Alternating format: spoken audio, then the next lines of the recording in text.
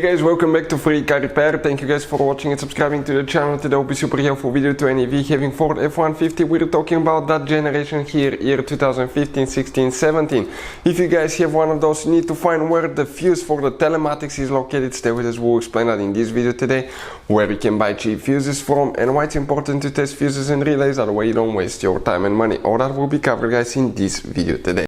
Before we start, let me tell you a little bit about us guys.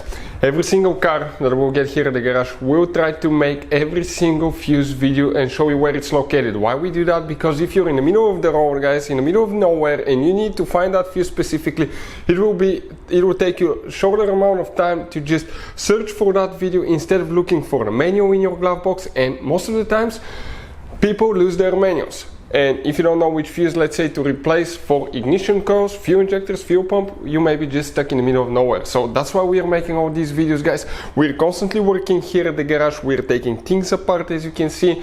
And if you want to check out guys, we have 3 channels that altogether have more than 1.1 million subscribers. Okay, we have all the mechanical work there. This channel that you're watching right now, we're going to list the fuse videos here, so we can save you guys time, money, and we can make it conveniently for you guys. So let's start on it now. So right here guys, we have a 2016 Ford F-150 that we'll demonstrate on. That's the truck we'll be working on. We have 2 fuse boxes, but for the telematics fuse, we'll need to open the fuse box that's located on the passenger side in the footwell by that kick panel. If you remove that plastic guys right there, you're going to see a fuse box, that will look just like this one. Now, this is one of the fuse boxes. The other fuse box that we have is this one right here, and you can see those could be some Ford specific fuses, relays that could be really hard to find, expensive, overpriced. We'll put a link in the description of the video below where you can get them from at a good price, quick shipping. Check it out, that will be shared for your convenience. So let's explain why it's important to test fuses and relays, that way you don't waste your time and money.